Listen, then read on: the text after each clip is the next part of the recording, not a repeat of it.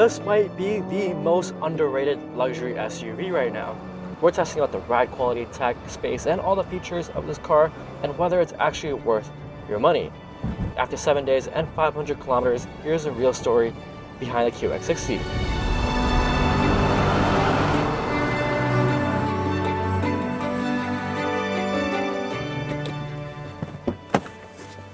This goes up against a long list of competitors like the GV80, the Lexus TX, and the Lincoln Aviator. And while it's not as prestigious as the BMW X5 or the Audi Q7, it has enough luxury and style to go up with something like the MDX, and it's sure as hell priced to compete.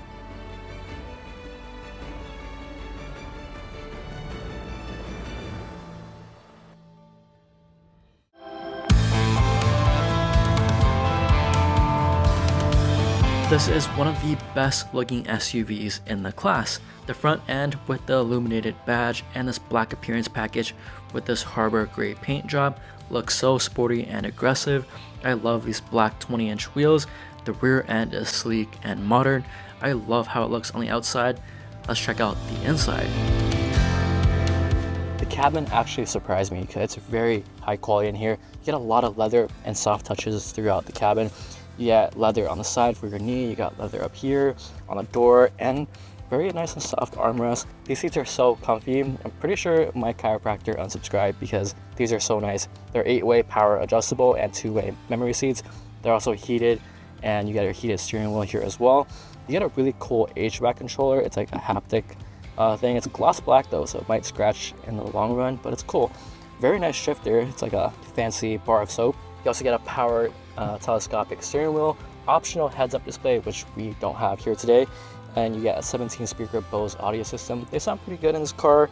You get a wireless charger here for your phone, and then you get your 12.3-inch display, which you can also control with the controller down here as well. And it runs on this Infiniti UI, which is a little bit dated, but there's actually nothing wrong with it. It's pretty fast and easy to use. You do get Apple CarPlay and Android Auto as well. It's wireless, of course, so you do get a 12.3-inch digital dashboard in the middle. It's nice and clear to use, and you can go through a lot of different things here. 360 camera, pretty nice. You can look at your curved view, the wide angle view, and just your 360 camera view. You do get your Pro Pilot Assist here, which comes with your lane keep assist and your adaptive cruise control and blind spot monitors. It works really well, and you do get your traffic sign information there as well. Optional massage seats, which unfortunately we don't have here today, but it is available in the autograph trim. You also get a little bit of space under here for something like a purse as well, and a fairly well-sized center console here, USB-A port and USB-C port.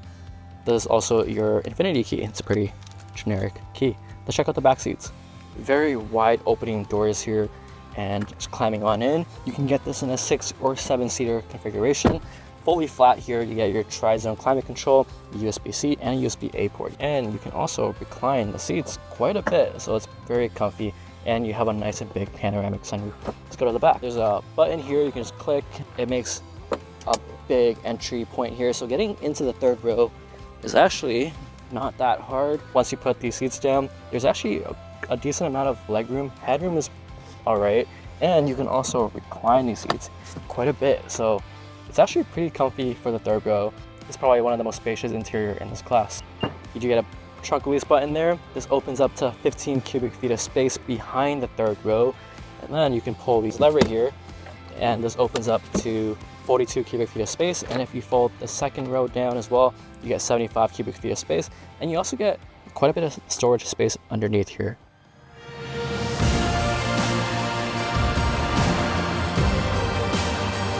Gone is that old gas guzzling V6.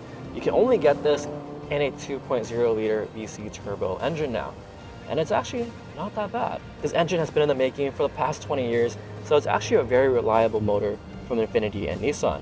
They've pretty much perfected this inline 4. It makes 268 horsepower and 286 pound-feet of torque, and it is actually pretty zippy. Also gone is that CVT, because you actually get a real transmission now. You get a 9-speed auto in here, and it's much better. It feels a lot more refined, and it just feels more like a normal car. It does feel a little bit reluctant to downshift sometimes. We are driving a sport mode right now, so it kind of fixes that. But when you're in normal mode or auto mode, you step on it. Okay, there's our downshift. Now it's going. It's not the fastest transmission out there, but it's still a huge upgrade from the CVT. It just feels a lot better. You do get standard all-wheel drive here in Canada, and it's an option in the US. And that means you get plenty of grip. The suspension here is okay. It feels about average. It's not the softest and mushiest ride in this category, especially if you compare it to the more expensive options, but it feels good. It's a good balance. It doesn't feel overly harsh over bumps, and it gives you enough feedback about the road. What's actually surprising though is the steering, because it's actually pretty good. Even though it's light, it does respond well, and this vehicle kind of handles well thanks to that non-mushy suspension, because it feels rather planted.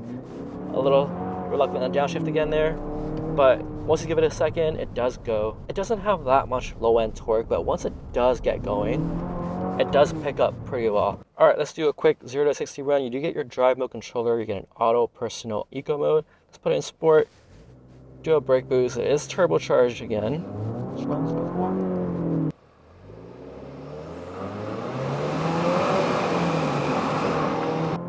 I love that you get real shifts. It's not the fastest vehicle in the world. You get from 0 to 60 miles per hour in 7.9 seconds. I'd say if you want something more playful, you should go for like the MDX. There's more power. It handles a little bit better than this car too. But this is enough power for pretty much all the buyers in this market. You do get your paddle shifters here. That's downshift. Actually, not too bad to respond. Give it a send, third gear, upshift. The paddles are surprisingly quick. What you really gain from this engine though is best-in-class all-wheel drive fuel economy. You get 22 miles per gallon in the city and 27 miles per gallon on the highway, which is really good for this size. This does offer the best value amongst its competitors. The bottom line is the Infiniti QX60 isn't trying to be the sportiest SUV. It's not chasing German cars with aggressive handling or gimmicks. What it does offer though is simple: comfort, elegance, and peace of mind for family who wants a beautiful, relaxing way to travel. It starts at $50K in the US and $64,000 in Canada. Roughly aspect, this is 63 grand in the US and $70,000 in Canada, which isn't priced around like the BMW X5 or any of that. It's actually much closer to the price of a Toyota Grand Highlander, but with a lot more luxury. It's ideal for families, it's ideal for luxury for shoppers, and people who don't want that German badge or the price of one. This delivers great value, a very well appointed interior, a gorgeous exterior, but would you take this over the MDX or the X5? Let me know. That's all, guys. And hey, if you found this video helpful, hit that like button and subscribe. We've got plenty of wild comparisons and cool reviews coming up. Thanks for watching. I'll see you in the next one.